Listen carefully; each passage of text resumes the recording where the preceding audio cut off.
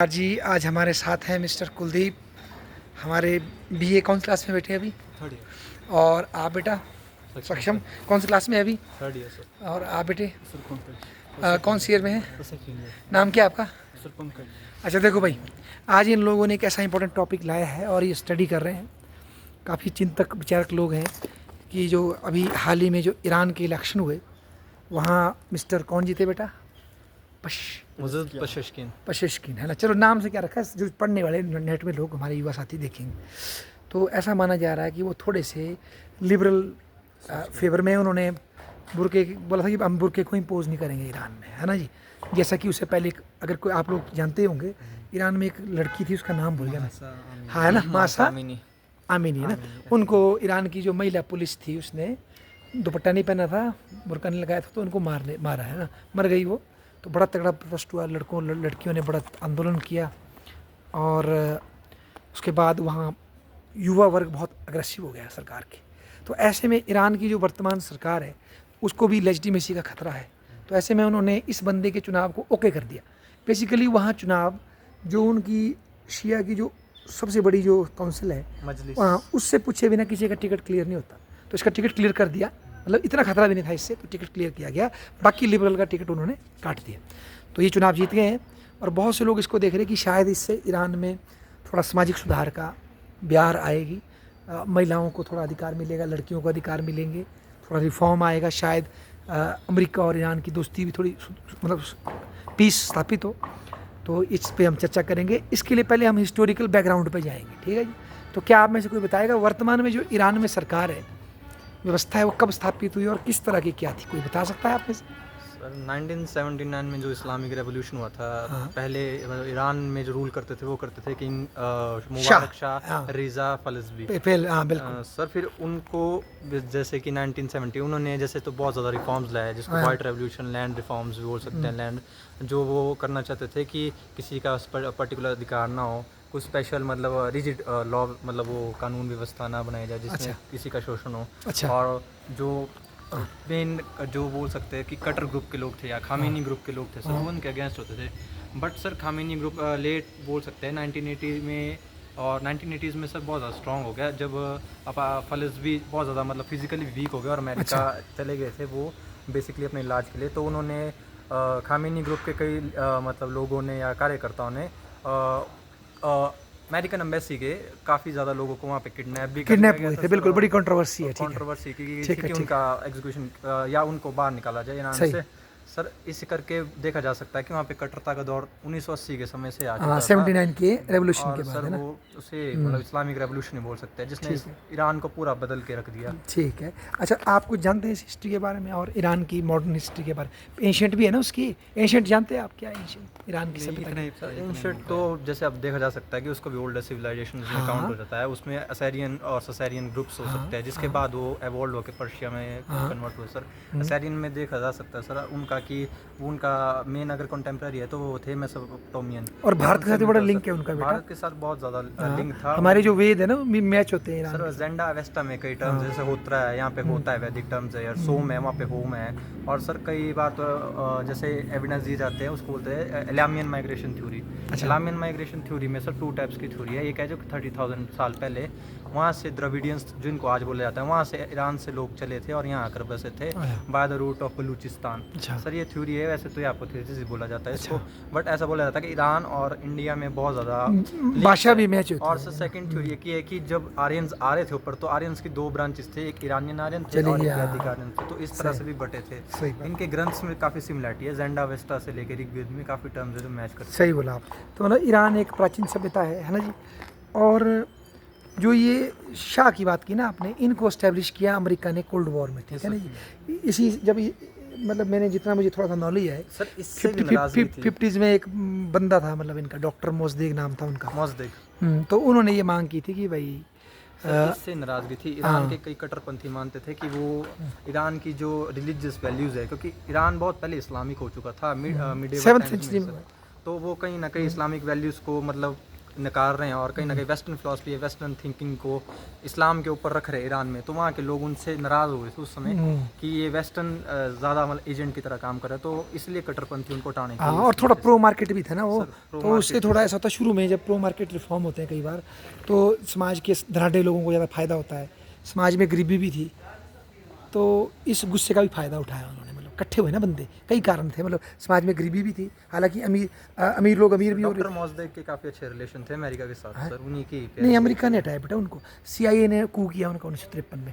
मोज़देक ये बोल रहे थे कि हम जो तेल है सारा, उस सारे तेल को हम नेशनलाइज करेंगे, सारा तेल जो है ईरान का, ईरान के लोगों के लिए यूज़ होगा, और वो उतने वो भी नहीं थे, क्या बोलते हैं उसको, मज़हब के समर्थक भी नहीं थे, पर अमेरिका ने उसको हटा दिया क्योंकि उनको तेल चाहिए था, उसकी जगह उन्होंने राजपाट दे दिया इसको, शाह को, है ना, तो वो उसने क्या किया, उसने अमेरिका की कंपनियों को फ्री हैंड दे दिया, ठीक है, और इकोनॉमिक रिफॉर्म भी उनके हुए होंगे, पर फिर बाद में लोगों की थोड़ी गरीबी भी रही और थोड़ा ये भी था कि हमारे रिलीजन को चेंज, लड़कियों को फ्रीडम दिया गया।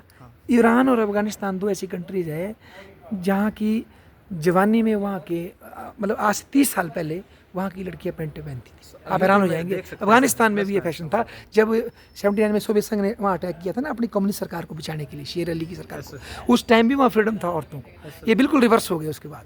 सबसे पहले ईरान में हुआ, इसको बोलते खुमैनी का रेवोल्यूशन, क्योंकि खुमैनी लीडर था, हाँ, तो इन्होंने फिर इम्पोज करना शुरू कर दिया, जो औरतें पढ़ी लिखी थी अब उनको घर में बंद करना शुरू कर दिया, तो ये रिवर्स हुआ है यहाँ, ठीक है ना जी। और इसी तरह से रिवर्स किया तालिबान, और इसने जो ये लड़ाई लड़ी ना जिसमें अमेरिका ने सपोर्ट किया, आपको याद होगा 79 में जब सोवियत यूनियन आया था ना अफगानिस्तान में, तो उसको सपोर्ट किसने किया, तालिबान अमेरिका ने हेल्प की, मतलब इस्लाम की कुछ ऐसी किताबें निकाली जिनको कट्टरपंथी के हिसाब से बना करके फिर अपना इसने भी हेल्प कर दी, क्या ना पाकिस्तान ने, तो दोनों हमारे बगल में ऐसा हुआ, ठीक है ना। तो आज ये जो हो रहा है शायद रिफॉर्म हो, उस तरह वहाँ यंग लोग बहुत ज़्यादा है ना, और एक नया चेंज आए, लड़कियों को भी आज़ादी मिले, लड़कों को भी आज़ादी मिले।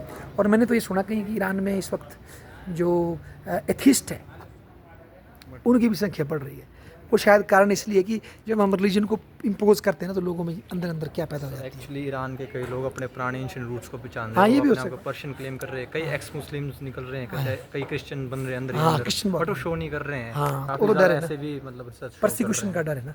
पर पीयू की रिसर्च आई थी कि भाई काफ़ी % लोग वहाँ पे डर होता ना सर, धर्म मुर्तद को मतलब ईरान के हिसाब से वहाँ पर फिर सज़ा मिलती ना सर, वो उनका अपना कॉन्सेप्ट है सर। बट मेन ईरान की प्रॉब्लम ये है कि वो इकोनॉमिकल आजकल वीक है और इकोनॉमिकल काफ़ी स्ट्रगल कर रहा है, और लेटर अमेरिका से बहुत ज़्यादा उसका संघर्ष बढ़ चुका है, जिसमें 2020 में आप सोलेमानी की डेथ के बाद भी देख सकते हैं आप सर, खुमैनी की डेथ है, इसमें भी सर अब कई बातें निकल रही है। अभी अमेरिकन मीडिया ने भी जो थॉमस क्रूक का है जिसने ट्रंप पे गोली चलाई, उस पर भी दावा किया कि यह इसके ईरान के साथ रिलेशन थे सर। ये वैसे हाइपोथेटिकल बात है, मुझे लगता है वैसे ईरान इतना बड़ा पंगा क्यों लेगा, ईरान के काफ़ी स्ट्रगल इजराइल के साथ बढ़ चुके हैं, और ईरान पे आरोप लग रहा है कि हिजबुल्लाह को और लश्कर को भी सपोर्ट, नहीं वो तो चलो सही भी ना, जैसे ये तो फैक्ट है कि जो हिजबुल्लाह और एक और कौन सी आर्मी है वो हमास, इन दोनों को पहले ये भी सपोर्ट करता, सऊदीया भी सपोर्ट करता था, बाद में सऊदी रुक गया, अब ईरान है मेन ना, और हाउती जो है वो भी शिया है शायद, है ना, वो भी उनको सपोर्ट करता है। तो ईरान की आजकल वैल्यू बढ़ गई है इस इलाके में, ऐसा मैंने पढ़ा हाँ, 2012 से पता नहीं $12 बिलियन, हाँ, ईरान की वैल्यू बढ़ गई है और ईरान की बड़ी चलती है। ईरान को एज अ थ्रेट समझा जा रहा है वेस्टर्न कंट्रीज के द्वारा ना, वो तो पहले से समझ रहे 79 से। अब ज़्यादा इसलिए हो रहा है क्योंकि ईरान बहुत ज़्यादा क्लियर स्टांस कर चुका है इजराइल के खिलाफ अपना ना सर, तो उसको मिडल ईस्ट में भी एक थ्रेट माना जा रहा है इजराइल के द्वारा। सेकंड सर ये है कि आप देख सकते हैं 2011 में जो वहाँ का सेंसस में देखेंगे तो आप 90% या 91% शिया पाए जाएंगे, तब तक वहाँ बाकी एथनिक ग्रुप थे सर, कहाँ पर बेटे, ईरान में प्रेजेंट थे, अफगानिस थे सर, सुन्नीस थे, और भी थे अदर थे, क्रिश्चियंस थे। बट जब आप आज 2024 का सेंसस देखते हैं तो 99% शियाज हो चुके हैं। वैसे ही आप अगर आप ट्रेड डिक्लेरेशन भी देख सकते हैं सर उनका, आप इंडिया के साथ ही अगर उनका लेंगे तो 2016 या 17 में शायद 7.6 या 6.7 था सर, समथिंग लाइक दैट ना, और 22 तक आते हुए ये घट के 3.8 या 4.7 के बीच वेरी करने लगे। अच्छा, तो ये भी बहुत ज़्यादा घट रहा है ट्रेड हमारा उनके बीच। नहीं, उसके पीछे तो अमेरिका जिम्मेदार है बेटा, अमेरिका ने सैंक्शंस लगा दिए, तभी अदरवाइज तो हम तो ईरान से तेल लेना चाहते हैं, तेल भी, नेचुरल गैस भी ईरान को। चाबार पोर्ट की डीलिंग हुई है सर अभी, पर सर चाइना सबसे बड़ा 27.3% का उसके साथ ट्रेड पार्टनर है और सबसे बिगेस्ट वही है। फिर और रशिया से भी ठीक संबंध है, सेकंड सोवियत यूनियन है सर उनके साथ, फिर यूएई के साथ भी अब सर वो अपने थोड़े रिलेशन सुधार रहे हैं। इवन सऊदी अरेबिया के साथ भी उनकी कॉम्प्रोमाइज़ करवाया चाइना ने, जो ये हुआ क्या नाम है, ब्रिक्स में बुलाया, देखो उन दोनों को, ब्रिक्स में और उनका कॉम्प्रोमाइज़ करवा रहा है। और जो इसका मेरे ख्याल से वन बेल्ट वन रोड जो इनका क्या है चाइना का इनिशिएटिव, सड़कें बनवाने का, डैम और डेवलपमेंट करने का, उसमें भी जोड़ रहा है। नई करेंसी जो बनेगी ब्रिक्स की, R5 है ना, सर, वो उसके तो है, वैसे ही है। चलो देखी जाएगी जो भी बन रहा, पर एक प्रयास है ना। अच्छा, कुछ और कोई आपने कोई और ऐड करना हो क्या? आपको लगता है कि ये जो ईरान में जो चेंज आ रहा है आज, इसमें सोशल मीडिया का भी रोल हो सकता है वहाँ पर? क्या लगता है आपको? आप बोलो, हो सकता है कुछ रोल सोशल मीडिया? सर कुछ हद तक तो है सर, मीडिया तो लेकिन बैन है सर। जो वहाँ सर सुप्रीम लीडर था सर, उसने ही सर नहीं तो क्या बैन चल रहा है कि वैसे तो किताबें बैन हो जाती है, पर चलता तो है ना वो, कि वहाँ बैन हो गया सच सर में? इंटरनेट ही बैन करवा दिया सर वहाँ के सुप्रीम लीडर के द्वारा, क्योंकि कब हुआ ये? सर ये तो नहीं सर, डेट तो नहीं पता सर, अच्छा, काफ़ी पहले। बट सर सुप्रीम लीडर के हाथ में वहाँ की आर्म फोर्स है, हाँ जुडिशियरी भी उसके हाथ में ही है। हाँ बिल्कुल। और सर वहाँ की जो सोशल मीडिया ना, हाँ उसके ऊपर भी सुप्रीम लीडर का यार हाँ, आर्म फोर्स तो ईरानियन नेशनल गार्ड है ना उनका नाम, इस्लामिक रेवोल्यूशनरी गार्ड है। पहले उनका नाम था ईरानियन रेवोल्यूशनरी गार्ड, उनको राष्ट्र से हटा करके इस्लामिक रेवोल्यूशनरी गार्ड कर दिया उन्होंने। सर जैसे कि सर अभी सर रिफॉर्मिस्ट एक लीडर आया सर हाँ, ईरान में प्रेसिडेंट, लेकिन सर जब तक सर एक रिलीजन के ऊपर बेस्ड सुप्रीम लीडर रहेगा ना सर वहाँ पर, हाँ बिल्कुल तब सही, तक वहाँ पर सर कोई बड़ा चेंज नहीं आ सकता, नहीं हो रिफॉर्म नहीं आ सकता। क्या बात बोली आपने। तो जब तक सुप्रीम लीडर ऐसा रहेगा तो प्रेसिडेंट छोटे छोटे रिफॉर्म कर सकता है। नहीं रुको, नहीं हुई, नहीं जी भी था, रुको। ठीक है जी। नहीं बोलो बोलो बेटा, रुको। सर जो भी सुप्रीम लीडर सर है रिलीजन के बेस्ड ऊपर है, उनका सर कॉन्स्टिट्यूशन भी रिलीजन के ऊपर बेस्ड है। अच्छा जी। तो सर तब तक सर कोई बड़ा रिफॉर्म भी नहीं हो सकता है। देखो आपने कितनी अच्छी बात बोली बेटे कि आर्मी विरोधी है, जुडिशरी विरोधी है, तो एक आदमी तक क्या कर लेगा, है ना? ये सर वही है सर, ना? बहुत अच्छा बताया आपने कि भाई लिमिटेशंस है उसकी, यस सर। कितना रिफॉर्म कर लेगा, थोड़ा बहुत ही कर सर सकता है छोटे ना? छोटे कर ज़्यादा सकता है, करेगा तो ना उसको सर फिर, है ना? इकोनॉमिक तौर पे कर सकता है। हाँ सर जैसे कि सर जिस टाइम सर 1963 के टाइम सर हाँ वाइट रेवोल्यूशन आया था सर, हाँ तो उस टाइम जो वहाँ पर एजुकेशन ग्रोथ हुई थी बहुत तेज़ी से, हाँ, पढ़े थे लोग ऐसे। इकोनॉमिक्स ग्रोथ हुई थी बहुत तेज़ी से, हाँ और जो अर्बनाइजेशन हो रही थी वहाँ पर बहुत तेज़ी से। हाँ बट सर जो जब 1979 में इस्लामिक रेवोल्यूशन हुआ, हाँ, उसके बाद सर सब कुछ बैक हो गया। और बैक हो एक तो गया। उन्होंने अपनी औरतें बंद कर दी ना घर Yes, में, sir. बुर्का और वो पहना सर के। हाँ सब कुछ माइनस में चले गया सर, नेगेटिव में। हाँ। और अब सर उससे उभरने के लिए सर बहुत मुश्किल है सर, हाँ। टाइम तो लगेगा सर उसके लिए बहुत। इकोनॉमिकली तो उभर सकता है अगर उनको उसको तेल बेचने दिया जाए ना, But तो sir- अमेरिका से झगड़ा है। हाँ, जैसे कि सर 2015 में सर जो सर वहाँ का फॉरेन मिनिस्टर था सर, जावेद जासिफ जैसा नाम था हाँ। उसका अच्छा सर, उसने सर JSF कुछ था सर, अच्छा, उसके ऊपर सर उन्होंने साइन करके सर कुछ सैंक्शन हटा दिए सर। हटी थी। हाँ वो एक्चुअली वो न्यूक्लियर डील पे कुछ Yes, समझौते sir. हो रहे थे, बिल्कुल हाँ, वो बिल्कुल। हटा तो दिए थे सर, अच्छा लेकिन सर जब 2018 में जैसे ट्रम्प आया था ना सर, हाँ तो उसने वो सैंक्शन फिर से लगा दिया हाँ, सर। तो ट्रम्प ने तोड़ दी। बहुत अच्छी बात Yes, बोली sir. आपने, तो बहुत सर ही बढ़िया। जैसे कि अभी हाँ। 2024 में हम्म, रिफॉर्मिस्ट लीडर तो आया उनका एक, हाँ बट सर अगर ट्रम्प 2024 में वाह, फिर से आ क्या जाता है, एनालिसिस दिया आपने यार, गुड। तो फिर दिक्कत हो जाएगी, सर क्योंकि डर है सर उनको कि ट्रम्प ईरान से हार्ड लाइन लेगा तो फिर मुश्किल हो जाएगी। सर वो सर तो सीधे लोग sanction उसके अपने में लोग बोलेंगे तू क्या दोस्ती कर रहा है, Yes, तू sir. दुश्मनी कर रहा है ना। बहुत अच्छा एनालिसिस दिया आपने। तो मेरा प्रश्न यही है आपसे अब कि क्या अमेरिका की जो नीति रही है ईरान के प्रति, उसने भी तो माहौल ख़राब किया ना। सर, उसने अगर उनको व्यापार करने देते, अमीर हो, शायद उनका दिमाग सुधर जाता, है ना। उसको जो बंद कर दिया, क्या मानते हैं उसे दुश्मनी बढ़ेगी नहीं बढ़ेगी, सर दुश्मन तो सर बढ़ेगी है ना। सर, और अगर अमेरिका दोस्ती का हाथ बढ़ाएगा तो शायद थोड़ा सर, है, सर, लगता है आपको ऐसा? सर, हम- मतलब मेरा मतलब पता कि प्रश्न क्या आप सबसे, जो अमेरिका ने इकोनॉमिक सैंक्शंस लगाई है ना वहाँ पर, उससे जो ईरान की जो सरकार है, आप बोलो कुलदीप, वो मजबूत हो रही है। अमेरिका तो सैंक्शंस क्यों लगा रहा है कि वो सरकार टूटे, वो ये जो खुमैनी का रेवोल्यूशन खत्म हो जाए। पर कहीं ऐसा तो नहीं हो रहा कि उस सैंक्शन की वजह से वो सरकार मजबूत हो रही, लोग बोले नहीं साथ देना अपने देश का, ऐसा तो नहीं लग रहा। सैंक्शंस का नुकसान हो रहा है, अमेरिका को फ़ायदा हो रहा है लॉन्ग टर्म में? नहीं, एक हिसाब से देखे तो सैंक्शन का तो नुकसान ही होगा अगर किसी कंट्री पर सैंक्शन लग जाए। ईरान को तो नुकसान है ना, हाँ। पर अमेरिका का लक्ष्य पूरा हो रहा है वहाँ सरकार हटाने का, वहाँ से, कि नहीं हो रहा?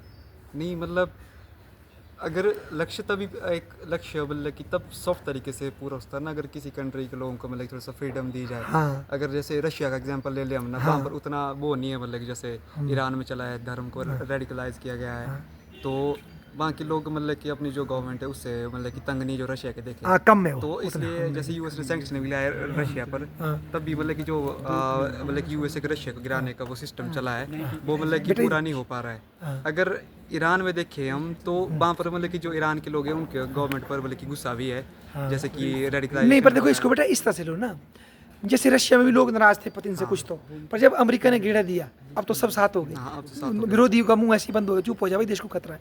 वही तो ईरान में तो हो रहा है। अमेरिका जब ईरान पे जितनी सैंक्शन लगा रहा है, जो वहाँ उदारवादी लोग हैं, जो वहाँ रिफॉर्म चाहते हैं, उनको बाकी लोग इसलिए दबाते हैं कि इनका साथ दोगे तो अमेरिका आ जाएगा। मतलब लग रहा है आपको इस बात कि भाई जब दुश्मन बॉर्डर पे आएगा तो वो जो ताकत में हो तो और मजबूत नहीं हो जाएंगे।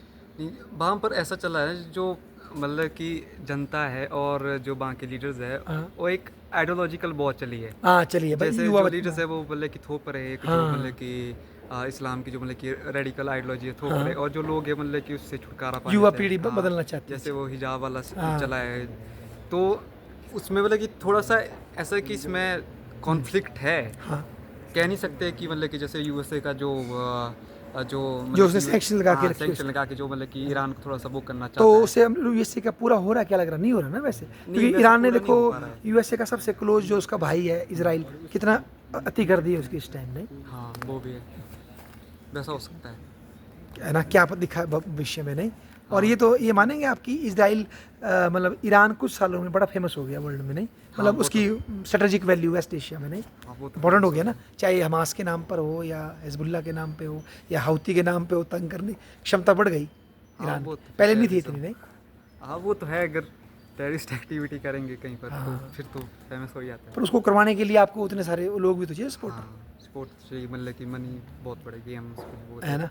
जैसे अभी वो एक आर्टिकल पढ़ रहा था मैं CNN का, हाँ। उसमें जो मतलब कि ईरान के जो फॉरेन मिनिस्टर है हाँ। तो वो मतलब CNN के साथ मतलब कि रिपोर्टर से जब बात कर रहे थे, तो जैसे अभी जो ट्रम्प का मतलब जो असैसिनेशन के लिए जो एक वो मतलब कि वो ट्राई किया था, हाँ। जो थॉमस क्रुक से मतलब कि हाइपोथेसिस की मतलब हाँ, कि क्या उसने पता इल्जाम ईरान लगाया के भी साथ ट्रम्प का कर जुड़ा रहा हो, तो जब मतलब कि डायरेक्ट क्वेश्चन उससे ऐसा पूछा कि घुमा फिरा के कि क्या आप- ऐसा आप है, लोग हैं। तो उसने मतलब कि मना कर दिया कि नहीं मतलब कि हम इस पर कोई वो नहीं करेंगे, क्योंकि हम एक लीगल तरीके से लड़ेंगे, इलीगल तरीके से नहीं। सही बात है जो मतलब कि 2020 में जो एक असैसिनेशन किया था लीडर, क्या था उस लीडर का नाम जो 2020 में एयरपोर्ट में मारा था, सोलेमानी। अच्छा उनको मारा था, ठीक तो ठीक। ट्रम्प ने मतलब कि उसके बारे में बोला था कि उससे हमने मार दिया। सर बट ईरान की वैल्यू वहाँ भी गिरी थी ना, जब ईरान ने बोला था कि वी रिटालिएट, और उन्होंने एक रॉकेट फायर किया था एक प्लेन पे, पर वो गलती सुन के अपने सिविलियन एयरलाइन पे चल गया और 280 लोगों की डेथ हो गई थी। तो ईरान का वर्ल्ड में बहुत ज़्यादा सर नाम भी खराब हुआ था, और एक टेररिस्ट देश की तरह लोग उनको ब्लेम करने लगे थे कि वो लोग अपने देश की लोगों की हत्या कर रहे हैं। तो इस इन्होंने भी उनकी बहुत ज़्यादा इमेज ख़राब की थी सर। और सेकंड थिंग ये है कि ईरान और बाकी जो मुस्लिम देश है वो भी नहीं चाहते कि ईरान स्ट्रॉन्ग हो, क्योंकि ये इंटरनल फाइट भी है सर। मिडिल ईस्ट में कौन सुपर पावर रहेगा, मिडिल ईस्ट की पावर कौन रहेगी मेजर। सऊदी अरब चाहता है कि वो इस्लाम और जो मिडिल ईस्ट की सारी हाई अथॉरिटी है वो हमेशा उसी के हाथ में रहे। सऊदी अरब तो चेंज नहीं हो रहा बेटा, आप टर्की देखो भी चाहता है जब कहीं ना से कहीं हैं? उसका टर्की भी चाहता नहीं है सुनो, कहीं ना कहीं। सऊदी तो चेंज नहीं, जब सलमान जब से आया उसने सुधार नहीं लाया, वो तो बहुत लिबरलाइज कर रहा है सर सलमान वो तो। अपने जो बोल सकते हैं इंटरनल पे जो कर रहा है बहुत ज़्यादा, बट वो किसी और नेशन को नहीं देख सकता ना ज़्यादा ताकतवर। नहीं देखो, जब आपका अपना सुधार होगा ना अपने अंदर, तो दूसरे को गंद कैसे देंगे आप। पहले उन्होंने खुद वहाबिलिज्म लाया, तब दूसरों को दिया ना वो प्रस्ताव। फिर तो आप तो इस लॉजिक से बोल रहे हैं, फिर तो अमेरिका तो सबसे बड़ा फ्रीडम वो बोलते हैं फ्रीडम गिवर है या डेमोक्रेसी हाँ है। ये भी बात है, ये फिर भी तालिबान को भी तो उन्होंने ग्रोथ कराया। फिर पर फर्क है ना बेटा, अमेरिका के अंदर जो वैल्यू जो पहले से एस्टेब्लिश्ड है, सऊदी अरेबिया में इसको खड़ी करनी पड़ रही है वैल्यू। नहीं सर वो खड़ी कर रहे हैं, बट वो एक ईरान को ऐसे स्ट्रॉन्ग वो नहीं देख सकते। ईरान पे सैंक्शन लगाने में कहीं ना कहीं बहुत ज़्यादा रोल हाँ पर ये कुछ सालों से दोस्ती सुधरी है उनकी। सुधरी इसलिए है क्योंकि वो अपना न्यूक्लियर और जो अपना उनका प्रोग्राम है सर उन पे बात करने को भी राजी हुए हैं या डिस्ट्रॉय। नहीं अभी कहाँ, ईरान तो बिल्कुल तैयार नहीं इस टाइम। ट्रम्प ने स्टेटमेंट दी थी कि ईरान को अगर बात करनी है, ईरान को सैंक्शन हटाने हैं, नहीं तो नहीं अभी की बात कर रहा हूँ बेटा, कुछ टाइम पहले चाइना ने दोनों को साथ मिलाया एक स्टेज पे। सर लाया तो है, बट वो जो है उनका आउटर प्रोग्राम वो नहीं है सर। आप देख सकते हैं उनको, वो उनके जो स्टेटमेंट है वो ग्राउंड पे नहीं है सर। अंदर खाते तो अब किसी देश का किसको क्या ही पता। नहीं पर जो फील्ड पे आके इकट्ठे हो जैसे गए सर बात करने बड़ी बात नहीं नॉर्थ है। कोरिया ने 2018 में आफ्टर ट्रम्प विजिट भी तो अपने 69 परमाणु बम को डिस्ट्रॉय किया था। फिर हाँ, ये वापस भी- रीगेन कर लिया दोबारा सर। फिर वही बात है ना सर, वो दिखाने के लिए तो किया जाता है सब कुछ ना, बट दोबारा भी रीगेन कर सकते हैं अगर फार्मूला है उनके पास। तो मेन सर वो सारी जंग थी कि उनके हाथ में कभी वो फार्मूला ना लगे या वो अपना प्रोग्राम वहीं रोक ले, बना ना पाए, इसलिए ट्रम्प उनको प्रेशराइज कर रहा था बार बार।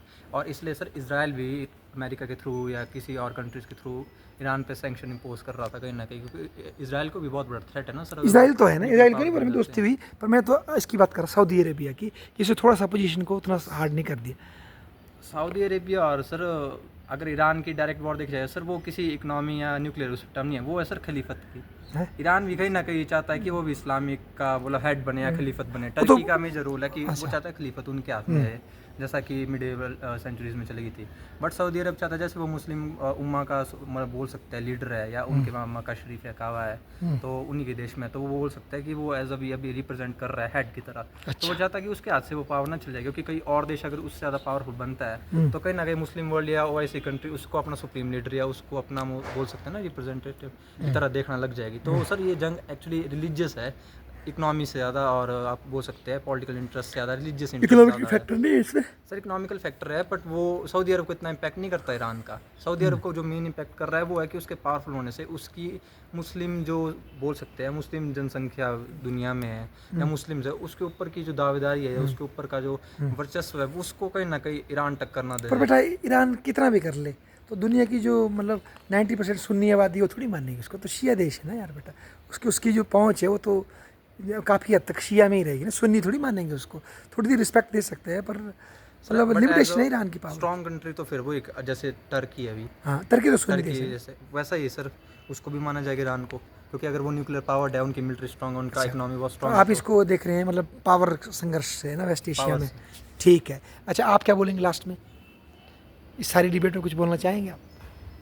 क्या लगता है आपको कि आने वाले टाइम में ये जो सामाजिक जो हमारी कट्टरताएं हैं रिलीजन के नाम पे या किसी और के नाम, परंपराओं के नाम पे, ये टूटेंगी या मजबूत होंगे? आपको क्या लगता है जनरल आपकी असम्पशन? सर वो तो जो सर उनके आसपास के सराउंडिंग्स होंगे, जो वो अपने बड़ों से सीखेंगे, तो उस बेस पे लगता है सर मेरे को, जो वो पढ़ेंगे सीखेंगे उसके ऊपर ही सर। पर क्या आज ऐसा तो हो ना बेटा कि सीखने के सोर्स ज़्यादा ही बढ़ गए ना कुछ, मतलब अब सिर्फ बड़े ही थोड़ी रहे, नेट आ गया, वर्ल्ड मीडिया आ गया, इसको रोकना थोड़ा टफ हो रहा है ना। बट सर जैसे सर नॉर्थ कोरिया में सर पूरी तरह से बैन है सर, अगर उस तरह से करने लगे तो सर। क्या आपको लगता है कि ईरान में उतनी सख्त सैंक्शन जितनी नॉर्थ कोरिया के लेवल की कंट्रोल होगा ईरान में? सर जब हम जैसे व्लॉगर्स देखते हैं ना, तो कई जब हम व्लॉग देखते हैं, जब कोई विजिट करता है ईरान फीमेल का, तो वो कई बार लोग आके खुद, सर ऐसा नहीं है कि जो रेडिकलाइजेशन है लोगों के अंदर भी बहुत दिलों तक हुई है, लोग आके बोलते हैं कि वो हिजाब पहनो, ऐसे नहीं आ चलना, इतने बजे से इतने बजे नहीं जाना, बाहर नहीं, तो सर वो भी ब्लॉगर्स भी बताते हैं। तो देखा जाए तो इस्लाम का वर्चस्व कभी ईरान से ख़त्म नहीं हो सकता। थोड़े बहुत मूवमेंट होते हैं सर, वो दब भी जाते हैं, बट जो वर्चस्व इतने सालों से या इतने सेंचुरीज से है ना सर, वो एकदम से नहीं खत्म होगा कि एक लीडर आया और बस सब खत्म कर दिया उसने। क्योंकि सर अभी भी देखा जाए तो उस लीडर को ऐसे बोल रहे कि वो यूथ को मतलब ऐसे शांत करने के लिए उसको जबरदस्ती ऐसे बना हुआ है, पपेट बनाया हुआ है उसको, सुप्रीम लीडर का पपेट। अच्छा हाँ, ये भी एक मतलब देखो हमें समय ही बताएगा वो कितना कामयाब होता है ना, उसकी जजमेंट तभी हो। एक्चुअली में जो ईरान का सबसे बड़ा फैसले है मजलिस में होना, और मजलिस का हेड से सुप्रीम लीडर ही होगा। कहीं ऐसा तो नहीं, एक मैं देख रहा था एक पॉडकास्ट जैसी, वो बोलते कि कहीं ना कहीं जब तक ईरान की पुरानी पीढ़ी जीवित है थोड़ा टाइम लगेगा, भाई नई पीढ़ी थोड़ा चेंज लाएगी, है ऐसा भी होता है। बट सर ऐसा भी एक पॉडकास्ट मैंने सुना है कि नई पीढ़ी पुरानी पीढ़ी से ज़्यादा रेडिकल होती गई। अच्छा ईरान की बढ़ रही है, मतलब ऐसा बोल रहे हैं आप? सर मैं ऐसा नहीं बोलता, जैसे हम इंडिया में भी देख सकते हैं कि इंडिया में राष्ट्रवाद ग्रो हो रहा है, हाँ। तो कहीं ना कहीं ईरान पर में ईरान तो पहले अति कर चुका ना। ईरान में भी ऐसा बोलते हैं अति की बात होता है, पर कहीं ऐसा नहीं हो सकता कि सभी एकदम से मुंह मोड़ गए कि हम राष्ट्रवादी या इस्लामिक जो राष्ट्रवाद तो ईरान देखो समझना पड़ेगा आपको, भारत का कॉन्टेक्स्ट अलग है। भारत में जो हिंदू राष्ट्रवाद का रिवाइवल वो राष्ट्रवाद से जोड़ के देख रहा है, ईरान में जो राष्ट्रवाद हो रहा है वो एंटी इस्लाम आ रहा है, वहाँ के जो राष्ट्रवादी लोग हैं वो अपने पुरानी कल सभ्यता को ढूंढ रहे हैं, वो दिक्कत खड़ी हो रही है उससे। बहुत कम है सर, वो तो कुछ हज़ारों में ही है वो। स्टार्ट तो हज़ारों से ही होती है यार। सर उस मूवमेंट को दबा भी गया है, आपको भी पता है सर। हाँ चलो ये तो पता लगेगा, पर चलो एक अच्छी ज़बरदस्त डिबेट आप दोस्तों ने हिजाब की जो मूवमेंट था उसने बहुत ज़्यादा मतलब आग लगा दी है ना यूथ के अंदर, या ग्रो करवाया है, तब यूथ आगे आ रही है खुल के। बट अभी भी नहीं आ सकती जब तक रिजिड लॉ है, या बोल सकते हैं एंटी कन्वर्जन लॉ है, या धर्म छोड़ने के खिलाफ जो बोल सकते हैं मुर्तद वाले लॉ है, जब तक वो ईरान में है सर तब तक लोग खुल के नहीं आ सकते, क्योंकि उनको अपनी जान का खतरा है सर, उनको बहिष्कार का खतरा है, कई चीज़ें हैं।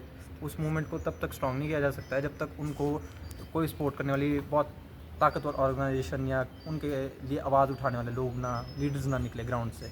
क्या बात बोली आपने, बहुत बढ़िया। देखिए आप सब ने एक ईरान का टॉपिक लिया, उस पर चर्चा की। आप तो चलो पॉल साइंस के छात्र हैं, आप किस विषय के हैं भाई? आप बेटे? हाँ देखो, तब भी उसके बाद भी सब विषयों का ज्ञान रखना और समसामयिक विषयों को देखना बहुत बड़ी बात है। हो सकता है हम जल्दी किसी और विदेश नीति या किसी थ्योरी के उस पर मिलते हैं। बहुत बहुत धन्यवाद भाई, है ना।